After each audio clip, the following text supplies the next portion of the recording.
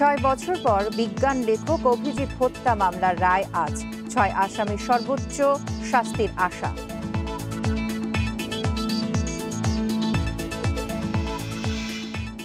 জাসদ নেতা কাজী আরেফ হত্যার 22 বছর, হুমকি দিচ্ছে মৃত্যুদণ্ডপ্রাপ্ত 5 আসামি, অভিযোগ স্বজনের।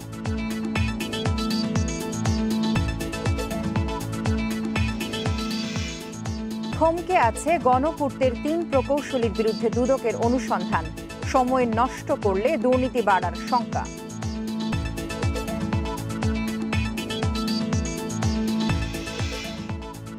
বিদ্যার দেবী সরস্বতীর আরাধনায় সনাতন ধর্মাবলম্বীরা, করোনায় শিক্ষা প্রতিষ্ঠান বন্ধ, বাড়িতে আয়োজন। আমন্ত্রণ ইন্ডিপেন্ডেন্ট সংবাদে, আপনাদের সাথে আছি আমি ফারহানা ত্রিনা। এতক্ষণ শুনছিলেন শিরোনাম, এবার চলে যাচ্ছি পুরো খবরে। ব্লগার অভিজিৎ রায় হত্যা মামলার রায় আজ।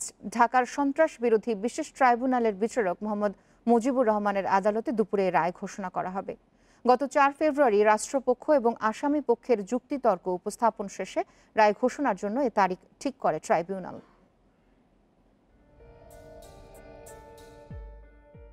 2015 সালের 26 ফেব্রুয়ারি রাতে স্ত্রী রাফিদা আহমেদ বন্যাকে নিয়ে বইমেলা থেকে বের হওয়ার সময় ঢাকা বিশ্ববিদ্যালয়ের টিএসসির সামনে হামলার শিকার হন যুক্তরাষ্ট্র প্রবাসী অভিজিৎ রায়। ধারালো অস্ত্রের আঘাতে ঘটনাস্থলেই নিহত হন তিনি। জখম হন রাফিদা আহমেদ বন্যাও। ঘটনার পর শাহবাগ থানায় হত্যা মামলা করেন অভিজিৎ রায়ের বাবা অধ্যাপক অজয় রায়। প্রথমে মামলা বলবো অপরাধীরা মোটিভেটেড হয়ে থাকে যখন আসলে একটা বিচারহীনতার সংস্কৃতি তৈরি হয়ে যায় সমাজ, যখন রাষ্ট্রীয় এবং ধর্মীয় পেট্রোনাইজেশন থাকে, তখন কিন্তু এই ধরনের অপরাধগুলো আসলে সমাজে দেখা দেয়। অভিজিৎ হত্যাকে মুক্ত চিন্তায় বাধাগ্রস্ত করার চেষ্টা হিসেবে দেখছেন বুদ্ধিজীবীরা। আমি যতদূর জানি অভিজিৎ রায়ের স্ত্রী বন্যা আহমেদ কিছুদিন আগেও লিখেছেন যে এই বিচার প্রক্রিয়ায় একবারও তার সাথে যোগাযোগ করা হয়নি। যারা লিখতে পারতেন, যারা লিখবেন, তাদের কলম কিন্তু অনেক সময় থেমে যায়। অধ্যাপক অজয় রায় কি দুঃখ নিয়ে, একজন মুক্তিযোদ্ধা বুদ্ধিজীবী, দেশের বরেণ্য বুদ্ধিজীবী, তিনি কিন্তু জীবনের শেষ দিনগুলো তিলে তিলে অপেক্ষার প্রহর গুনে তিনি মৃত্যুবরণ করলেন। বিজ্ঞানের নানা বিষয় নিয়ে লেখালেখির পাশাপাশি মুক্তমনা ব্লগ সাইট পরিচালনা করতেন অভিজিৎ রায়। জঙ্গিদের হুমকির মুখেও বইমেলায় অংশ নিতে দেশে এসেছিলেন তিনি। Arafatur Rahman, Independent News, Dhaka. জাসদ নেতা কাজী আরেফ হত্যার 22 বছর আজ। 1999 সালের 16 ফেব্রুয়ারি ব্রাশ ফায়ারে হত্যা করা হয় তাকে। এ মামলায় জামিন নিয়ে 1 যুগেরও বেশি সময় ধরে পলাতক, মৃত্যুদণ্ড পাওয়া 5 আসামি। তারা প্রকাশ্যে ঘোরাফেরা শুধু নয়, সাক্ষীদের হুমকি ধামকি দিচ্ছে বলে অভিযোগ আরেফ পরিবারের। আইনজীবীরা মনে করেন আইনি দুর্বলতার কারণেই দণ্ডপ্রাপ্তরা এই সুযোগ পাচ্ছে।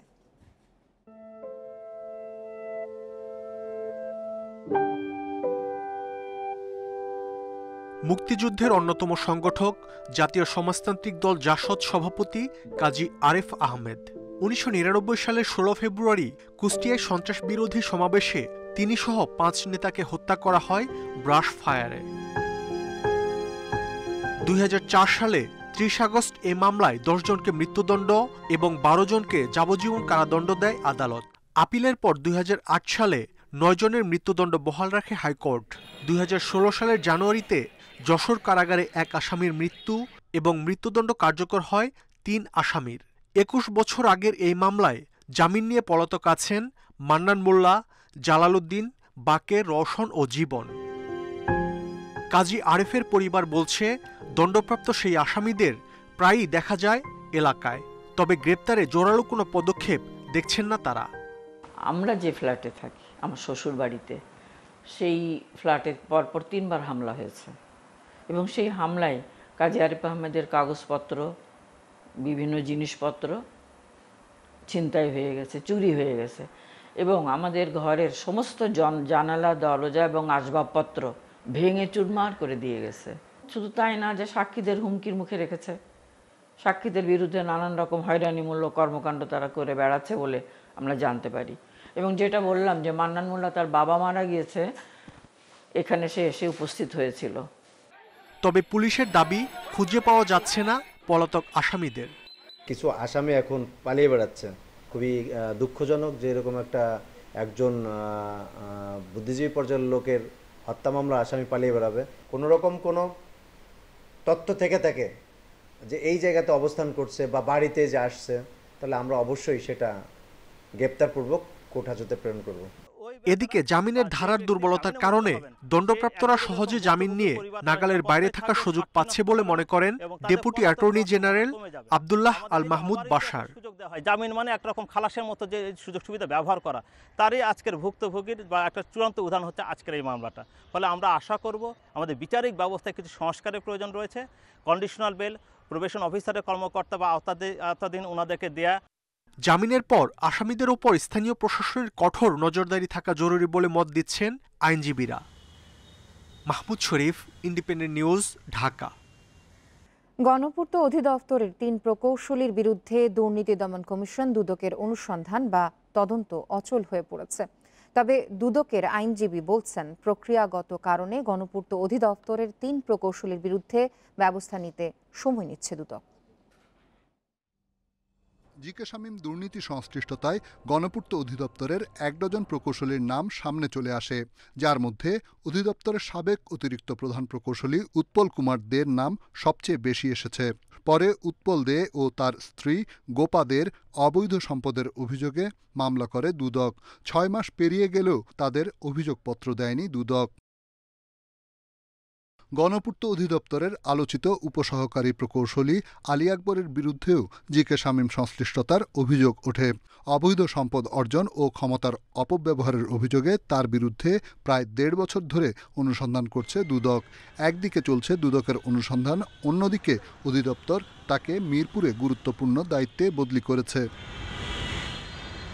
প্রায় 1 বছর ধরে গণপূর্ত অধিদপ্তরের সদ্য বিদায়ী প্রধান প্রকৌশলী আশরাফুল আলমের অবৈধ সম্পদের খোঁজে মাঠে নেমেছে দুদক। কিছুদিন আগে তাকে মিরপুর হাউস বিল্ডিং রিসার্চ ইনস্টিটিউটে মহাপরিচালক হিসেবে বদলি করেছে মন্ত্রণালয়, কিন্তু থমকে আছে দুদকের অনুসন্ধান। দুদকের দাবি, কিছু কিছু দুর্নীতি অনুসন্ধানে বেশি সময় লাগে। কোনো মামলা স্থবির হয় না। দুদকের মামলা আপনার একটা নির্দিষ্ট আইনি পদ্ধতি আছে। আমি যদি একটা ডিসিশন নিতে যাই, আমাকে 4-5টা ডকুমেন্ট এক্সামিন করতে হবে, ডাটা মেনটেন করতে হবে। আইনি ব্যবস্থা নিতে দেরি হলে দুর্নীতিবাজরা দুর্নীতি করতে আরও উৎসাহিত হয়, যা দেশের সামগ্রিক দুর্নীতি বাড়িয়ে দেয়। এটা যেন দীর্ঘসূত্রিতার মধ্যে আবদ্ধ না হয় এবং লোক দেখানো একটা অনুসন্ধানে রূপান্তরিত না হয়। কারণ সবাই দেখতে চায় যে দুর্নীতি যেই করুন, যে যারই বিরুদ্ধে অভিযোগ হোক, তিনি যেই পর্যায়ে হোক না কেন, তাকে বিচারালয়ে আসতে হবে। অভিযুক্তদের বিরুদ্ধে দ্রুত আইনি ব্যবস্থা নয়তো দায়মুক্তি দিয়ে দেওয়া উচিত বলে মনে করে টিআইবি। রিশাদ হুদা, ইন্ডিপেন্ডেন্ট নিউজ, ঢাকা। মুক্তিযোদ্ধাদের ভাতা 12,000 টাকা থেকে বাড়িয়ে 20,000 টাকা করা হচ্ছে। মুক্তিযোদ্ধাদের দীর্ঘদিনের দাবির মুখে কল্যাণ ট্রাস্টের সভায় নেওয়া হয়েছে এই সিদ্ধান্ত। মুক্তিযোদ্ধাদের ভাতা অনলাইন পদ্ধতিতে বিতরণের উদ্বোধনী অনুষ্ঠানে সোমবার এই কথা জানান প্রধানমন্ত্রী শেখ হাসিনা। দেশে এখন ভাতাপ্রাপ্ত মুক্তিযোদ্ধা 1,92,532 জন। এতদিন 3 মাস পর পর ব্যাংক থেকে তাদের ভাতা সংগ্রহ করতে হতো। সেই বিড়ম্বনার অবসান হলো অনলাইনে মুক্তিযোদ্ধা ভাতা বিতরণ কার্যক্রমের উদ্বোধনের মধ্য দিয়ে।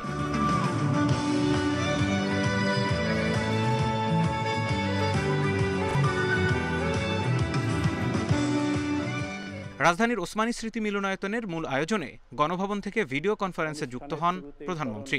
তিনি বলেন, এখন থেকে মুক্তিযোদ্ধারা প্রতি মাসেই নিজ নিজ ব্যাংক অ্যাকাউন্টে কিংবা মোবাইল অ্যাকাউন্টে পেয়ে যাবেন মাসিক ভাতা।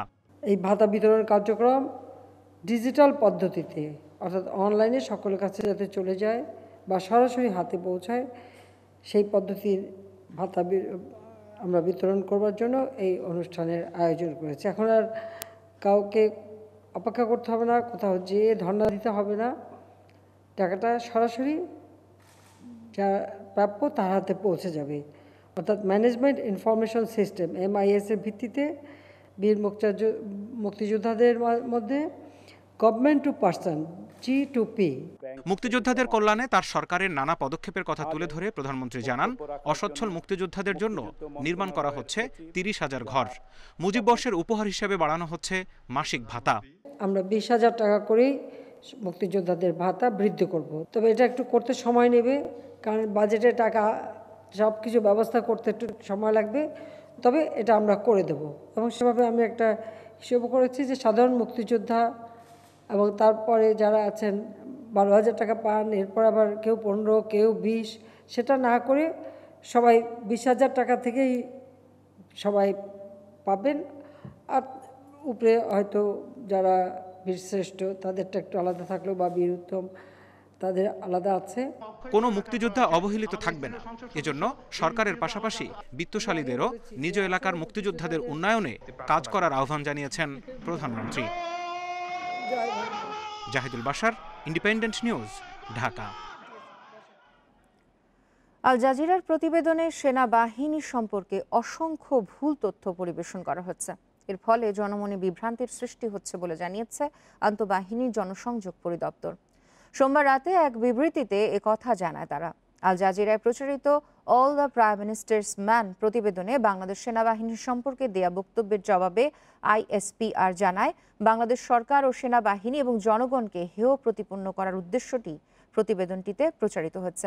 বিচ্ছিন্ন ঘটনার সাথে উদ্দেশ্য প্রণোদিতভাবে অনুমোদন নির্ভর তথ্য দিয়ে বিতর্ক জন্ম দেবার অপচেষ্টার প্রতিবাদ জানানো হয়েছে বিবৃতিতে। গত 1 ফেব্রুয়ারি রাতে all the prime ministers main শিরোনামে একটি প্রতিবেদন প্রচার করে আল জাজিরা। এর প্রতিক্রিয়ায় পররাষ্ট্র মন্ত্রণালয় এক বিবৃতিতে আল জাজিরার ওই প্রতিবেদনকে মিথ্যা ও মানহানিকর হিসেবে বর্ণনা করে। চতুর্থ দফার দ্বিতীয় ধাপে আজ ভাসানচরে যাবেন আরও প্রায় 1,500 রোহিঙ্গা। সকাল 9টার দিকে চট্টগ্রাম থেকে নৌবাহিনীর জাহাজে করে তাদেরকে নেওয়া হবে ভাসানচরে। সোমবার তাদের উখিয়া আশ্রয় শিবির থেকে চট্টগ্রামে নেওয়া হয়। রাতে রাখা হয় BAF শাহীন কলেজের অস্থায়ী ট্রানজিট ক্যাম্পে। এর আগে সোমবার সকালে 2,000 রোহিঙ্গাকে ভাসানচরে পৌঁছে দেওয়া হয়। চতুর্থ দফায় ধাপে ধাপে প্রায় 4,000 রোহিঙ্গাকে ভাসানচরে নেওয়া হবে বলে জানিয়েছেন স্থানান্তর প্রক্রিয়ার সঙ্গে জড়িত কর্মকর্তারা। এর আগে 3 দফায় প্রায় 7,000 রোহিঙ্গা ভাসানচরে যায়।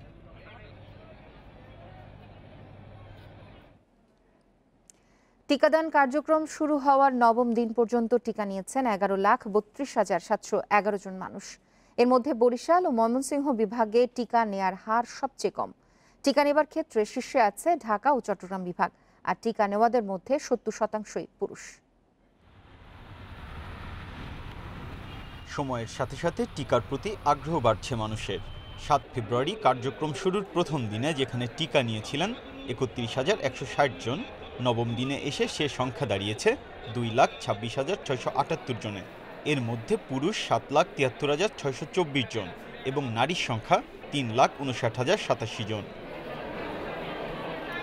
গেল 9 দিনের পরিসংখ্যান বলছে টিকা কার্যক্রমে সবথেকে বেশি সাড়া দিয়েছেন ঢাকা ও চট্টগ্রাম বিভাগের মানুষ। ঢাকা বিভাগে 3,02,705 জন এবং চট্টগ্রাম বিভাগে 2,70,959 জন মানুষ টিকা নিয়েছেন। তবে ময়মনসিংহ ও বরিশাল বিভাগে মানুষের সাড়া মিলেছে সব থেকে কম। ময়মনসিংহে 50,730 জন এবং বরিশাল বিভাগে টিকা নিয়েছেন 51,523 জন মানুষ। এছাড়া রাজশাহী বিভাগে 1,28,763, রংপুর বিভাগে 1,06,634, খুলনা বিভাগে 1,28,159 এবং সিলেট বিভাগে টিকা নিয়েছেন 93,238 জন মানুষ। সবাইকে টিকা নেয়ার আহ্বান জানিয়ে জনস্বাস্থ্য বিশেষজ্ঞরা বলছেন, পুরো জনগোষ্ঠী ভ্যাকসিনেশনের আওতায় আসার আগ পর্যন্ত স্বাস্থ্যবিধি মেনে চলতে হবে। সেকেন্ড ডোজ দেওয়ার পরে 1 সপ্তাহ পরে মনে করা হয় যে বডি তার রোগ প্রতিরোধ ক্ষমতা, তার পুরোপুরি রোগ প্রতিরোধ ক্ষমতা গ্রো করেছে। এই জনগোষ্ঠী ভ্যাকসিনেট করতে অনেকটা সময় লাগবে এবং তারা ফার্স্ট ডোজ দেওয়ার পরে তারা সুরক্ষিত না। সেই প্রেক্ষাপটে সবাইকে স্বাস্থ্যবিধি মেনে চলতে হবে, মাস্ক পরতে হবে। এদিকে 4 সপ্তাহ পরে টিকার দ্বিতীয় ডোজ দেবার কথা বলা হলেও সে সিদ্ধান্ত পরিবর্তন করে 8 সপ্তাহ পর টিকার দ্বিতীয় ডোজ দেবার সিদ্ধান্ত নেওয়া হয়েছে বলে জানিয়েছে স্বাস্থ্য বিভাগ। Biprojit Chanda, Independent News, Dhaka. 22 ফেব্রুয়ারি দ্বিতীয় চালানে আরও 20 থেকে 30 লাখ করোনা টিকা আসছে বলে জানিয়েছেন বেক্সিমকো ফার্মাসিউটিক্যালসের ব্যবস্থাপনা পরিচালক নাজমুল হাসান পাপন। কুর্মিটোলা জেনারেল হাসপাতালে টিকা নেওয়ার পর তিনি এ তথ্য জানান। সরকারিভাবে পর্যাপ্ত টিকা আসায় এখনই বেসরকারিভাবে আনার কোনো পরিকল্পনা নেই বলেও জানান তিনি। সারা দেশে টিকাদান কার্যক্রমের ৮ম দিনে কুর্মিটোলা জেনারেল হাসপাতালে টিকা নিলেন বেক্সিমকো ফার্মাসিউটিক্যালসের ব্যবস্থাপনা পরিচালক নাজমুল হাসান পাপন। টিকা প্রদানের ব্যবস্থাপনায় সন্তোষ প্রকাশ করে তিনি জানান, টিকার দ্বিতীয় চালান আসবে ২২ ফেব্রুয়ারি। অক্সফোর্ড অ্যাস্ট্রাজেনেকার এ টিকা বিশ্বের অন্যান্য টিকার চেয়ে অনেক নিরাপদ বলেও জানান তিনি। ২২ তারিখে আশা করছি চলে আসবে আমাদের দ্বিতীয় চালান।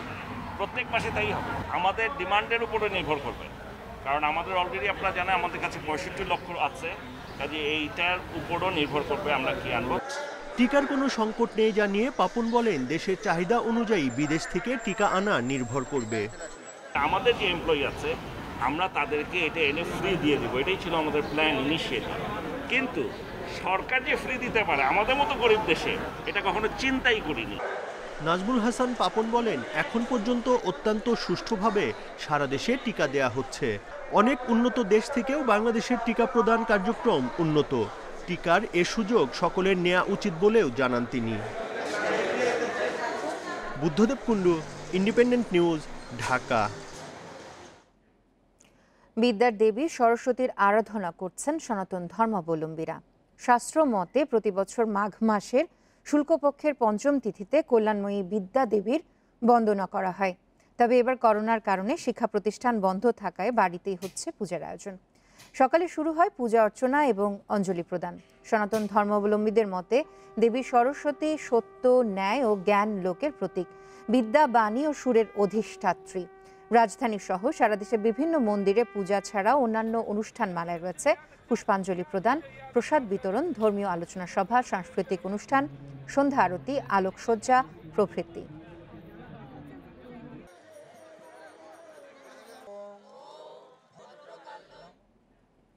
সরস্বতী পূজার আরো খবর জানাতে এবার ঢাকা বিশ্ববিদ্যালয়ের জগন্নাথ হল থেকে যোগ দিচ্ছেন সহকর্মী খালেদ রায়হান।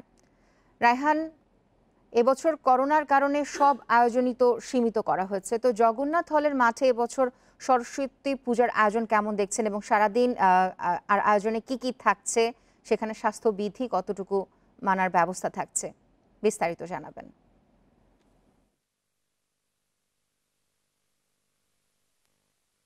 প্রবেশ করতে পারবেন না।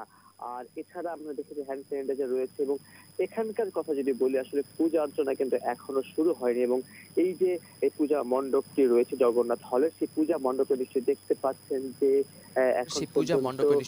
পাচ্ছেন যে এখন পর্যন্ত পূজা মণ্ডপে কিন্তু আসলে কোনো রকমের পূজা কার্যক্রম শুরু হয়নি। এটা হয়তো ৮টা সাড়ে ৮টার পর এই পূজা কার্যক্রম শুরু হবে এবং বলা হচ্ছে যে শুরু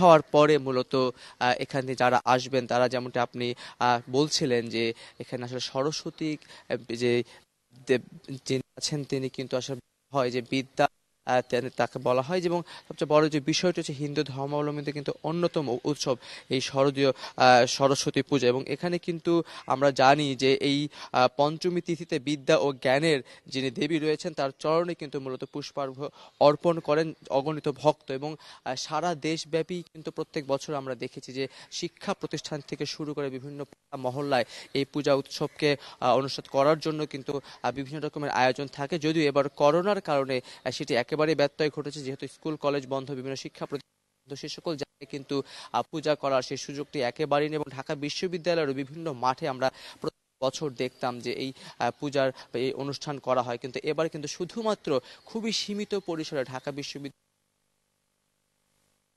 পূজা অর্চনা অনুষ্ঠানটি করা হয়েছে। এবং সেটি সীমিত আকারে করা হবে, হয়তো ৮টা সাড়ে ৮টা থেকে শুরু, বড় জোর ১ থেকে ১.৫ ঘন্টার মধ্যে শেষ হয়ে যাবে।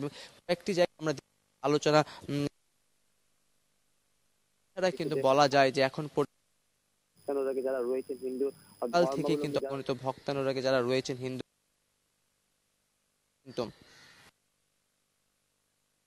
একেবারে ব্যত্যয় ঘটেছে এবং প্রায় ৭:৩০ বাজে। ঢাকা বিশ্ববিদ্যালয়ের জগন্নাথ হল থেকে সরস্বতী পূজা আয়োজনের সর্বশেষ তথ্য দিচ্ছিলেন সহকর্মী খালেদ রায়হান। পিপলস লিজিং এর অনিয়মের কারণে ব্যাংক বহির্ভূত আর্থিক প্রতিষ্ঠানে বিনিয়োগে আস্থা হারাচ্ছেন আমানতকারীরা। আর্থিক প্রতিষ্ঠানের নির্বাহীরা বলছেন সংকট বাড়তে থাকায় মুনাফা করা কঠিন হয়ে পড়েছে। বিশ্লেষকদের মতে কেন্দ্রীয় ব্যাংকের দুর্বলতা, তদারকি ব্যবস্থা, প্রতিষ্ঠান পরিচালনায় অদক্ষতা ও অনিয়মের কারণেই আর্থিক খাতের এই দুরবস্থা।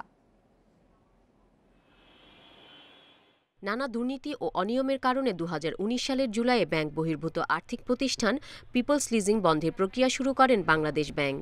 এরপর গত বছর প্রতিষ্ঠানটির অবসায়নের জন্য মামলা করে কেন্দ্রীয় ব্যাংক।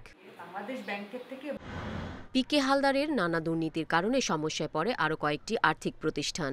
এর মধ্যে ঋণ ও আমানতের তথ্য গোপন, আবেদন ছাড়া পরিচালকদের ঋণ দেয়া সহ নানা অভিযোগ ওঠে উত্তরা ফাইন্যান্সের বিরুদ্ধে। বর্তমানে দেশের অন্তত 10টি প্রতিষ্ঠান গ্রাহকদের টাকা ফেরত দিতে পারছে না। খেলাপি ঋণের পরিমাণও 2 বছরে প্রায় দ্বিগুণ হয়ে গেছে। ব্যাংক বহির্ভূত আর্থিক প্রতিষ্ঠানগুলোর এমন দুরবস্থায় আস্থা হারাচ্ছেন আমানতকারীরা। কোনো লিজিং কোম্পানির প্রতি আমাদের কোনো আস্থা নেই, কোনো ফাইন্যান্স কোম্পানির প্রতি কোনো আস্থা নেই। আমরা হয়তো জানি যে তারা ভালো, কিন্তু আমরা এত বড় একটা ধাক্কা খাওয়ার পর সাহস করতে পারছি না। ডিপোজিট যখন ঋণ ম্যাচুরিটি হয় তখন আমরা ধরে রাখি 10 থেকে 15% ডিপোজিট এনক্যাশ হবে। সেক্ষেত্রে আমরা দেখছি এটা এখন বেড়ে 40 থেকে 50% ডিপোজিট এনক্যাশ হয়ে যাচ্ছে। তার মানে আমরা ডিপোজিটটা লুজ করছি। তো সেটা একেবারেই শুধুমাত্র আস্থা নাই, যে আমাদের আস্থাহীনতাটা সেখান থেকে আসছে। Bangladesh leasing and finance companies association BLFCA জানায় গত 1.5 বছরে বড় কয়েকটি প্রতিষ্ঠান ছাড়া প্রায় সবগুলোই ক্ষতির মুখে পড়েছে। সংকুচিত হয়েছে অনেকের ব্যবসাও। ইয়ার অন ইয়ার আমাদের 17 to 20% মতো গ্রো করতো আর্থিক খাত, মানে অব্যাংক আর্থিক খাত। সেটা এখন 3-4% নেমে এসেছে এবং কিছু কিছু প্রতিষ্ঠানের প্রবৃদ্ধি ঋণাত্মকও ছিল। বিশ্লেষকরা বলছেন সামঞ্জস্যপূর্ণ বাজার তৈরিতে আর্থিক প্রতিষ্ঠানগুলোর উন্নয়ন প্রয়োজন। এতে ব্যাংকগুলোর ওপর চাপ কমবে বলে মনে করেন তারা। এটা আমাদের ইকোনমির জন্য প্রয়োজন যে ব্যাংকের সাথে সাথে নন ব্যাংকের মার্কেট শেয়ারটা যদি আস্তে আস্তে বাড়তে থাকে, তারা যদি এক্সপ্যান্ড করে, তাহলে একটা সামঞ্জস্যপূর্ণ মার্কেট, ফাইন্যান্সিয়াল মার্কেট তৈরি হবে এবং সেখানে ব্যাংকারদের উপর প্রেশারটাও কমবে ব্যাংকিং ক্ষেত্রের উপর। পিপলস লিজিং এর মতো ঘটনা পুনরাবৃত্তি ঠেকাতে আর্থিক প্রতিষ্ঠানগুলোতে কেন্দ্রীয় ব্যাংকের নজরদারি বাড়ানোর তাগিদ বিশ্লেষকদের। Irin Khatun, Independent News, Dhaka. সুনামগঞ্জের দিরাইয়ে আধিপত্য বিস্তারকে কেন্দ্র করে দুপক্ষের মধ্যে সংঘর্ষে 4 জন গুলিবিদ্ধ হয়েছেন, আহত হয়েছেন আরও অন্তত 15 জন।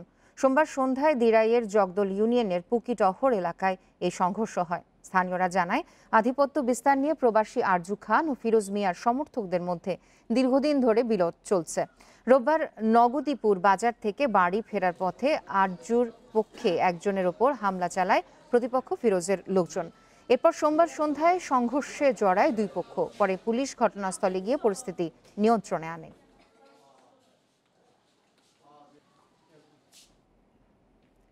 ছোটখাটো অভিযোগ নিয়ে আর কয়েক কিলোমিটার দূরের থানায় যেতে হয় না ভুক্তভোগীদের। উল্টো বিভিন্ন এলাকায় গিয়ে ভুক্তভোগীদের অভিযোগ শুনে সমাধান দিচ্ছে পুলিশ। সাধারণ মানুষের হয়রানি কমায় লক্ষ্মীপুরে তাই দিন দিন জনপ্রিয় হয়ে উঠেছে বিট পুলিশিং। এ পদ্ধতিতে জেলায় গত 3 মাসে 500-র বেশি বিরোধের নিষ্পত্তি হয়েছে।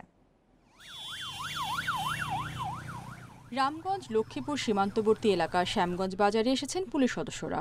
নিজেদের সমস্যার কথা তাদেরকে জানাচ্ছেন সাধারণ মানুষ। সে অনুযায়ী সমাধান দিচ্ছেন পুলিশ কর্মকর্তারা। গত বছরের নভেম্বরে লক্ষ্মীপুরে চালু হয় বিট পুলিশিং। এরপর থেকে 5 উপজেলার 58 ইউনিয়নে প্রতি সপ্তাহে চোখে পড়ে পুলিশের এমন তৎপরতা। ওনার এইভাবে উদ্যোগটা সবসময় থাকলে এই এলাকা চুরি ডাকাতিতে সবকিছু কমে যাবে এবং এলাকার পরিবেশ এবং মাদক নিয়ন্ত্রণ চলে আসবে। এরকম পুলিশ এসে আমাদের এলাকাবাসীকে এভাবে একটা উৎসাহ দিয়েছে। আমরা এই ধরনের উৎসাহ পেয়েও সত্যি অনেক আনন্দিত। এটা সুফল আশা করি খুব সহজেই পাবো যদি এই উদ্যোগটা কন্টিনিউ সার্ভ করে যাব। শুধুমাত্র সমস্যা সমাধান নয়, পুলিশের তৎপরতায় সাজাপ্রাপ্ত আসামিরাও আত্মসমর্পণ করছেন থানায়। বিট পুলিশিং চালুর পর থেকে পুলিশের ওপর সাধারণ মানুষের আস্থা বেড়েছে বলে জানান কর্মকর্তারা। 6 মাসের সাজার জন্য 15-20 বছর পলাতক ছিল। বিট পুলিশিং কার্যক্রমের মাধ্যমে সেই লোকটা যখন বুঝতে পারছে যে আমি এই 25 বছর না পলাতক থেকে বিজ্ঞ আদালতে যাই, সে আত্মসমর্পণ করছে বা বিট পুলিশিংয়ের সাথে যারা সম্পৃক্ত এলাকার তাদের মাধ্যমে অনেক অপরাধ, তাদের সহযোগিতা অনেক অপরাধ কমছে বলে আমরা ধারণা করছি। চুরি ডাকাতি থেকে মাদক সবকিছু কমে আসছে। পুলিশ বলছে এই কার্যক্রমের ফলে 3 মাসে নারী নির্যাতন, ইভটিজিং, পারিবারিক বিরোধ সহ 500-র বেশি বিরোধ নিষ্পত্তি সম্ভব হয়েছে। মামলার সংখ্যা কমেছে 100-এর বেশি। আমরা কিন্তু এই বিট পুলিশিং এর মাধ্যমে এই সমস্যাগুলো সমাধান করতে আমাদের মামলা রেকর্ডের যে সংখ্যা সেটিও কিন্তু ইতিমধ্যে হ্রাস পেয়েছে। আর এই বিট পুলিশের প্রতি এবং পুলিশের এই কার্যক্রমের প্রতি মানুষ অত্যন্ত সন্তুষ্ট এবং আন্তরিকভাবে তারা কিন্তু আমাদের এই কার্যক্রমকে স্বাগত জানিয়েছে। 5 উপজেলার 74টি কেন্দ্রে সপ্তাহে একদিন করে বসেন বিট পুলিশের ইনচার্জ। তার সহায়তায় থাকেন আরও 4 সদস্য। তাদের সাথে যোগ দেন মেয়র, কাউন্সিলর, ইউপি চেয়ারম্যান ও সদস্যরাও। Independent news desk. খনন কাজ শেষ না হওয়ায় চুয়াডাঙ্গার নবগঙ্গা, চিত্রাসহ বিভিন্ন খালবিল কচুরিপানায় ভরে গেছে। পানি প্রবাহ বন্ধ থাকায় এসব জলাশয় পরিণত হচ্ছে ময়লার ভাগাড়ে, ছড়াচ্ছে দুর্গন্ধ।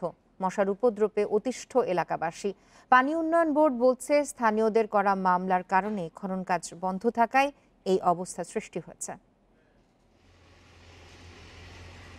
চুয়াডাঙ্গার নবগঙ্গা, চিত্রা নদী এবং কুমার নদের পানি প্রবাহ ও দূষণ রোধে 2019 সালের সেপ্টেম্বরে খনন শুরু করে পানি উন্নয়ন বোর্ড। 1 মাস পর নদীর বেশ কিছু জায়গা নিজেদের দাবি করে গত 1.5 বছরে 35টি মামলা করে স্থানীয়রা। এরপর গত 6 মাস ধরে বন্ধ আছে খনন কাজ। পানি প্রবাহ না থাকায় ময়লা, আবর্জনা ও কচুরিপানাতে ভরে গেছে এসব জলাশয়। বেড়েছে মশার উপদ্রব। খালটা পরিপূর্ণ খনন না হওয়ার পরিপ্রেক্ষিতে এই খালের কোনো স্রোত নাই, যার জন্য কচুরিপানা টোটালি ব্রেকে আছে।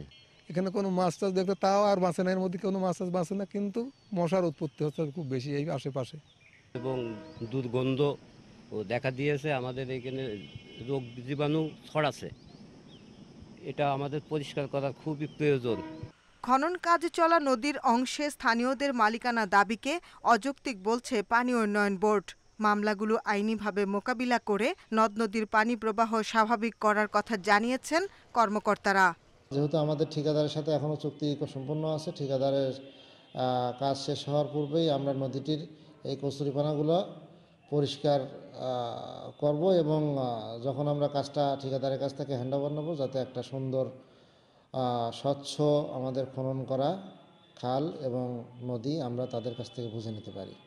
আগামী জুন মাসে এসব কাজের মেয়াদ শেষ হওয়ার কথা থাকলেও মামলা জটিলতায় সহসা দুর্ভোগ কমছে না বলে জানান এই কর্মকর্তা।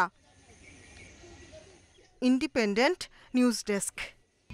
যুক্তরাষ্ট্রের সাবেক প্রেসিডেন্ট ডোনাল্ড ট্রাম্পের বিরুদ্ধে 6 জানুয়ারি ক্যাপিটল হিলে হামলায় উস্কানি দেওয়ার অভিযোগ তদন্তের জন্য স্বাধীন কমিশন গঠন করা হবে, এমনটাই জানিয়েছেন মার্কিন হাউস স্পিকার ন্যান্সি পেলোসি।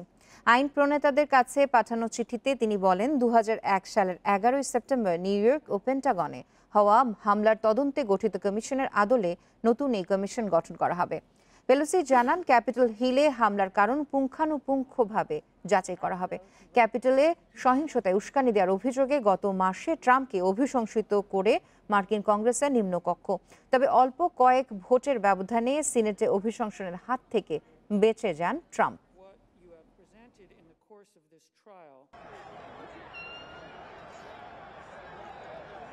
সোমবার টানা দ্বিতীয় দিনের মতো রাতের বেলায় ইন্টারনেট সেবা বন্ধ রেখেছে মিয়ানমারের সেনাবাহিনী।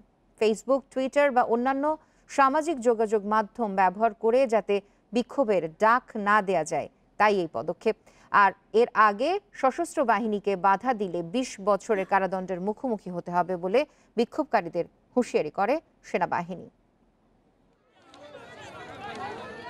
বিক্ষোভ দমনে কঠোর অবস্থানে মিয়ানমারের আইন শৃঙ্খলা বাহিনী। রোববার দেশ জুড়ে টহল দিচ্ছে সেনাবাহিনীর সাজোয়া যান। রোববার রাত 1টা থেকে বিচ্ছিন্ন করা হয় ইন্টারনেট সংযোগও। তবে এসব উপেক্ষা করেই সোমবার সকাল থেকে আবারও রাস্তায় কয়েক হাজার মানুষ। দাবি গৃহবন্দী অং সান সুচির মুক্তি ও সেনা সরকারের অবসান। মান্দালায় চলা শান্তিপূর্ণ বিক্ষোভ থেকে কয়েকজনকে আটক করা হয়েছে। ইয়াঙ্গুনেও সমাবেশ করেছে কয়েক হাজার মানুষ। এর মধ্যেই অভ্যুত্থান বিরোধী বিক্ষোভকারীদের সতর্ক করেছে মিয়ানমারের সেনাবাহিনী। সশস্ত্র বাহিনীর কাজে প্রতিবন্ধকতা তৈরি হলে হতে পারে 20 বছর কারাদণ্ড ও জরিমানা। এদিকে সোমবার আটক অং সান সুচির মুক্তির কথা থাকলেও মেয়াদ বাড়িয়েছে 2 দিন, জানিয়েছে সুচির আইনজীবী। আমরা সূচির মুক্তির জন্য এসেছি, কিন্তু বিচারকের সঙ্গে কথা বলে জানতে পেরেছি তাকে জিজ্ঞাসাবাদের মেয়াদ 17 ফেব্রুয়ারি পর্যন্ত বাড়ানো হয়েছে। বুধবার নেপিদোর আদালতে অনলাইনের মাধ্যমে যুক্ত হবেন সূচি। 1 ফেব্রুয়ারি সূচি ও প্রেসিডেন্ট সহ বেশ কয়েকজন নেতাকে গ্রেপ্তারের পর জরুরি অবস্থা জারি করে সেনাবাহিনী। পরে সূচির বিরুদ্ধে ওয়াকিটকি রাখা সহ আনা হয় বেশ কয়েকটি অভিযোগ। এরপর থেকেই রিমান্ডে আছেন তিনি। সায়রা খান, ইন্ডিপেন্ডেন্ট নিউজ। ভারতে টুলকিট মামলায় 22 বছরের পরিবেশকর্মী দিশা রবিকে গ্রেফতার করা হয়েছে বলে জানিয়েছে পুলিশ। এছাড়াও আরও দুজনের বিরুদ্ধে জারি করা হয়েছে গ্রেফতারি পরোয়ানা। গ্রেফতারের 3 দিন পর সোমবার রবিকে আদালতে তোলা হয়। পরে সংবাদ সম্মেলনে পুলিশ জানায়, ট্রাক্টর সমাবেশ ঘিরে একটি টুলকিট সম্পাদনা ও বিতরণে জড়িত ছিলেন বেঙ্গালুর রবি। ওই টুলকিট সামাজিক যোগাযোগ মাধ্যমে শেয়ার করেন জলবায়ু নিয়ে আন্দোলনকারী গ্রেটা থানবার্গ। এদিকে দিশা রবিকে মুক্তির প্রতিবাদে বিক্ষোভ হয়েছে মুম্বাই ও বেঙ্গালুরুতে।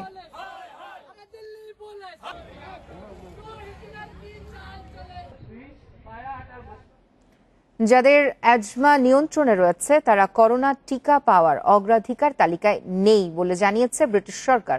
তাদেরকে ভ্যাকসিন পেতে অপেক্ষা করতে হবে।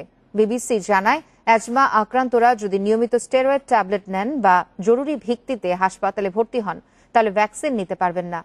এনএইচএস জানায়, গুরুতর অ্যাজমা না থাকা মানুষরা করোনায় আক্রান্ত হওয়ার ঝুঁকিতে থাকলে তাদের মৃত্যু ঝুঁকি কম। তবে এর আগে নির্দেশনায় স্টেরয়েড ইনহেলার গ্রহণকারীরা টিকা নিতে পারবে বলে জানানো হয়েছিল।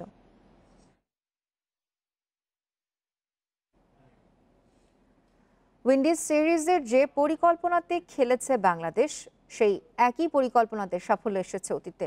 এক পেসার নিয়ে খেলা অথবা যেসব জায়গাতে ব্যর্থ হয়েছেন ক্রিকেটাররা সেগুলো নতুন নয় বলছেন সাকিব আল হাসান। ফ্রেন্ডশিপ নামের একটি বেসরকারি সংস্থার শুভেচ্ছা দূত হিসেবে যুক্ত হওয়ার অনুষ্ঠানে টেস্ট ক্রিকেটে উন্নতির জন্য সবাইকে একসাথে কাজ করার তাগিদ দেশসেরা তারকার। ইনজুরি সাকিবকে দিয়েছে অবসর। চট্টগ্রাম টেস্ট শেষ করতে পারেননি, ঢাকায় ছিলেন দর্শক হয়ে। সাকিবের অনুপস্থিতিতে 2 টেস্ট হেরে তীব্র সমালোচনার মুখে ক্রিকেটাররা। মাঠের ব্যস্ততা থেকে ছুটি মিললেও সাকিব ঠিকই ব্যস্ত মাঠের বাইরে।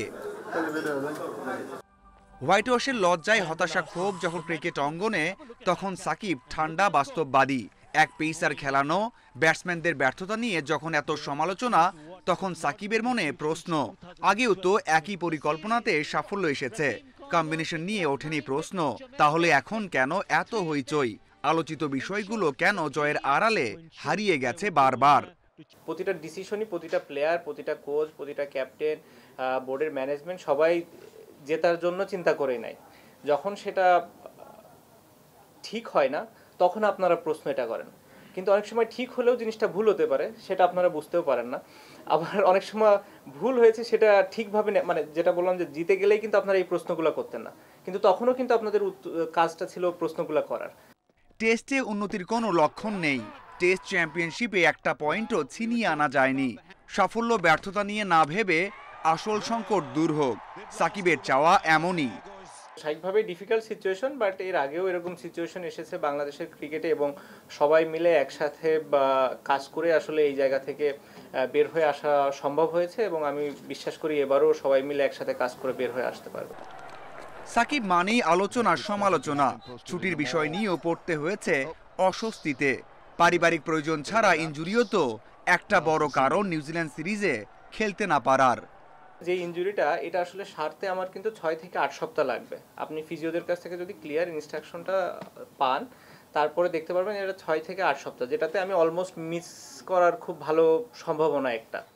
মাঝারুল ইসলাম, ইন্ডিপেন্ডেন্ট নিউজ। উয়েফা চ্যাম্পিয়ন্স লিগে রাতে উত্তাপ ছড়াবে 2 জায়ান্ট বার্সেলোনা পিএসজির লড়াই। আরেক ম্যাচে মুখোমুখি হবে লাইপজিগ ও লিভারপুল। দুটি ম্যাচই বাংলাদেশ সময় রাত 2টায়। 2017 সালে শেষবার মুখোমুখি হয়েছিল বার্সা পিএসজি। সেবার ফরাসি ক্লাবটিকে 6-1 গোলে বিধ্বস্ত করেছিল স্প্যানিশ জায়ান্টরা। এবারও পিএসজি বাধা টপকাতে বার্সার বড় ভরসা লিওনেল মেসি। তবে চোটের কারণে খেলতে পারছেন না পিএসজির বড় তারকা নেইমার। তবে এই ম্যাচের চাপ সামলাতে বাড়তি দায়িত্ব নিতে হবে এমবাপেকে। আরেক ম্যাচে লাইপজিগের আতিথ্য নেবে লিভারপুল। করোনা ঝুঁকিতে খেলা হবে নিরপেক্ষ ভেন্যুতে। অলরেডসদের সাম্প্রতিক ফর্ম মোটেও সুবিধার নয়। সবশেষ 3 ম্যাচেই হেরেছে ক্লপের শিষ্যরা। সংবাদ শেষ করব, তবে তার আগের শিরোনামগুলো জানিয়ে দিচ্ছে আরো একবার। 6 বছর পর বিজ্ঞান লেখক অভিজিৎ হত্যা মামলার রায় আজ। 6 আসামির সর্বোচ্চ শাস্তির আশা।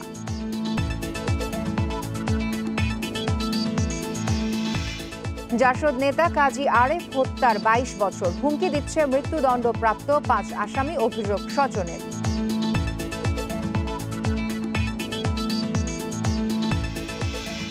থমকে আছে গণপূর্তের 3 প্রকৌশলীর বিরুদ্ধে দুদকের অনুসন্ধান, সময় নষ্ট করলে দুর্নীতি বাড়ার শঙ্কা।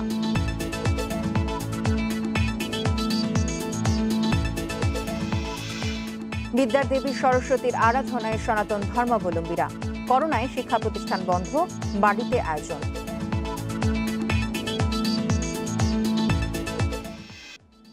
এই ছিল এখনকার ইন্ডিপেন্ডেন্ট সংবাদের আরো বিস্তারিত জানতে চোখ রাখুন আমাদের ফেসবুক, ইউটিউব এবং টুইটারে। ধন্যবাদ সাথে থাকার জন্য।